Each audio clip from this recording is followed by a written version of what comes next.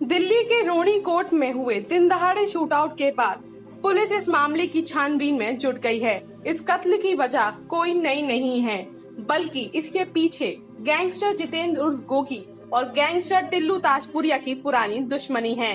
यूं तो इन दोनों कुख्यात अपराधियों के बीच गोलीबारी और गैंगवार हो चुकी है, लेकिन जितेंद्र उर्फ गोगी के खात्मे की कहानी पिछले साल से ही लिखी जा रही थी।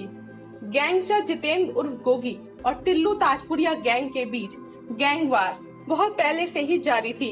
इसी के चलते गोगी गैंग सदस्यों ने और कुख्यात अपराधी प्रवेश ने मिलकर टिल्लू ताजपुरिया गैंग के बदमाश पवन का मर्डर कर दिया था। इस कत्ल का बदला लेने के लिए टिल्लू ताजपुरिया ने अपने गैंग के सदस्य अक्षय को ये जिम्मेदारी सौंपी थी। अक्षय ने अपने साथियों के साथ मिलकर टिल्लू के आदेश को पूरा किया। दिल्ली का कराला इलाका उस दिन लोग अपने काम पर जाने के लिए निकल रहे थे, बाजार भी खुलते जा रहे थे। तभी अचानक वहां बदमाशों के बीच गैंगवार शुरू हो गया। पूरा इलाका गोलियों की तड़तड़ाहट से गूंज उठा। बाइक सवार एक शख्स को बदमाशों ने कई गोलियां मारी थी, जिसकी वजह से मौकाए वारदात पर ही उस शख्स की मौत हो गई। मरने वाले शख्स की पहचान नितेश के तौर पर हुई। इस हत्याकांड की गवाह नितेश की भाभी प्रीति थी। उसने दिल्ली पुलिस को बयान दिया था कि 5 बदमाशों ने नितेश पर अचानक फायरिंग शुरू कर दी और मौके पर ही उसकी मौत हो गई। ये सनसनीखेज कत्ल की वारदात वहां लगे सीसीटीवी कैमरे में भी कैद हो गई थी।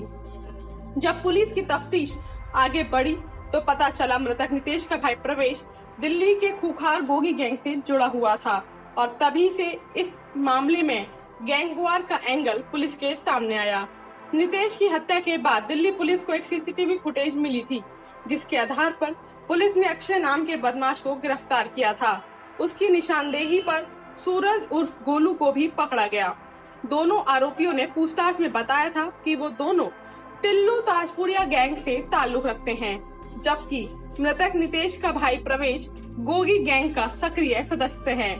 नितेश की हत्या में अक्षय और सूरज के साथ राकेश, दीपक और राहुल त्यागी भी शामिल थे। नितेश की हत्या के बाद उसका भाई प्रवेश बदले की आग में जल रहा था, लेकिन टिल्लू ताजपुरिया गैंग भी कम नहीं था।